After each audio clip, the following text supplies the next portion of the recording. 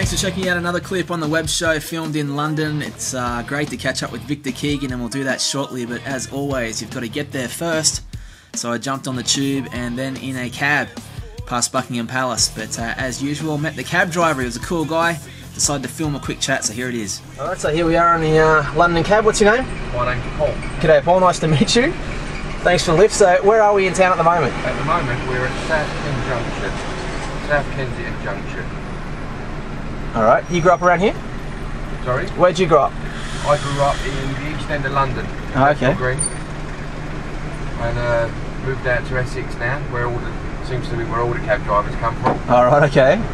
I understand it's a pretty heavy test to become a cab driver over here, right? You got to know your way around. Yeah, it's called the knowledge. It took me personally 3 years, which is about average.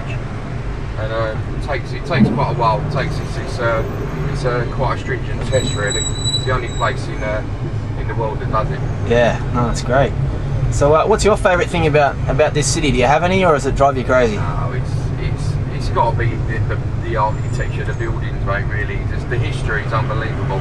Yeah. I'm terrible because I don't really take a lot of notice of it because I'm in it all day. Yeah. But you know, if you sit back and look, it's amazing. Okay. Absolutely amazing. Have you had the opportunity to travel at all? I've done a little bit when I was younger. I've done a bit with a wife.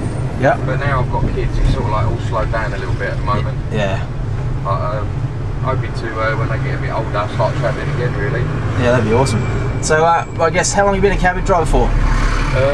15 years this year. Yeah, so you'd have some pretty crazy experiences, huh? Yeah, quite a few. Mostly on a Friday night in the early hours. I can imagine. So have you picked up anyone famous in the cab? Quite a few. I think the most famous I've had is I had Al Pacino in. Wow. And a very nice man, actually. Oh man, that would have been awesome. What did you chat with him about? Just his films and what he's up to, and he was a right down to earth guy. He was fine. Oh man. You pick up some people and they're sort of very low on the celebrity list, yeah. And they're not very nice, you know.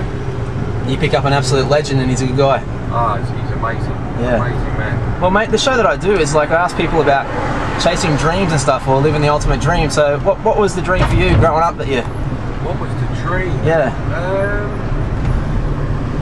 I've never really. I'd like to travel.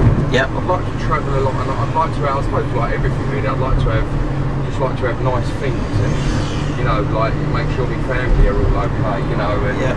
But when I was a kid, it was always like cars. I've always been into cars. Right. And maybe one day I'll have a nice car, Yeah. But that was the dream when I was a kid. Alright man, well great to meet you for the quick chat, and thanks. Cheers mate, thank you. So there he is, Paul, one of the cool cab drivers that you'll find in London, and as we pulled up outside Buckingham Palace, I couldn't help but pull the camera out to get an amazing shot of one of the most popular buildings in the world. But we were going to meet Victor Keegan outside the Institute for Contemporary Arts down at the other end of Buckingham Palace, near the park, and I first came to know of Victor by reading an awesome story he wrote about the internet. That he does for his Guardian blogs and all the other things he's got going, including the World Film Collective, which we'll find out a little bit about later on. But it was great to meet Victor. He told me to meet him at the bottom of the Duke of York steps, and there he was as I was filming. He didn't know I was there with the camera out already, and a few minutes later we said g'day and decided to sit down and film a chat for the web show. But where are we in London at the moment, Victor? We're in St James's Park, although the lake is being drained at the moment, and this was historically this was a hunting ground for King Henry VIII. No one else was allowed in. It went on to Hyde Park. Then Charles I lost his head. Charles II gave it over to the public, and since then it's been a public space, and it's absolutely lovely. Well, it's a beautiful spot and a great place to meet you, and we actually came to be through the internet. I read one of your stories online that you did for The Guardian, and then through Facebook.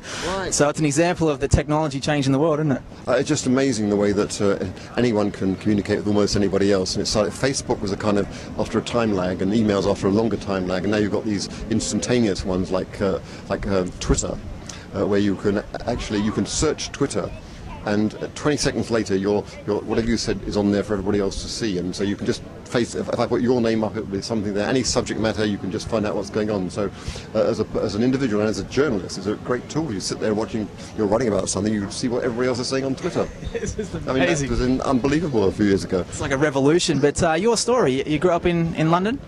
Yeah, I'm a Londoner, born and bred. I was brought up in the suburbs. I now live just the other side of the park in Victoria, which is just fantastic because means I can walk everywhere, and I'm a complete nut for walking around London. I do it all the time, and on Sundays I often have an extra long walk. I once recently walked. I thought, how far can I walk from Trafalgar Square without crossing a road or going over the same place twice? Right. This is not from Trafalgar Square itself, that's an island, just the Northumberland Avenue at the end. Do you know what the answer was?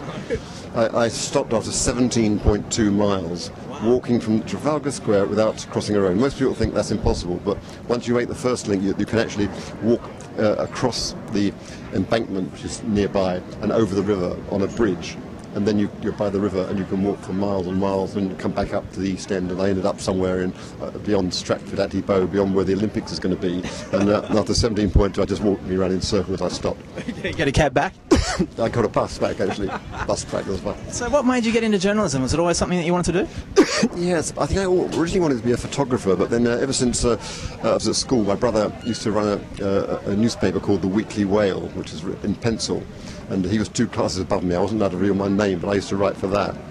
And we both went to university at different universities, and we both joined up the magazines in different universities. And from there, I got my first job on The Guardian. Excuse me. Excuse me a second. And I've been on The Guardian ever since, with many, many different roles. I started off as a general reporter in Manchester, and then I went into the financial desk in London. I was deputy financial editor, economics editor, business editor, duty editor, assistant editor, chief leader writer, lots of different jobs. But in my last 7 years, the editor asked me to look after the online section, because he knew I'd always been interested in online. So in addition to my ordinary job, I was editing the online section of The Guardian, which itself went online onto the web, and that's just been fantastic. I now don't do that, I just write a column, but I can really sort of go up and talk to anybody about anything, and it's just an amazing job to have. What do you think about the online world? I'd love to ask you that, because obviously reading your columns and stuff, it must be an amazing aspect that you have, like writing about it, but how do you see the online revolution just totally changing the world? It is absolutely amazing, because in my decades reporting innovation hardly ever happened. You know, there was the Concorde, Rolls-Royce engines and all that sort of thing, but it wasn't reported. Now, things are happening that are not reported that people simply wouldn't have believed 15 years ago, because increasingly everyone can be in contact with anybody, almost anybody else in the world. And whereas previously the people you met were by geography, where you lived, or at work, now they're by interest. And that's an amazing difference. You can just go onto a site and you can find out if somebody's interested in something that you like, and then you strike out a new acquaintance.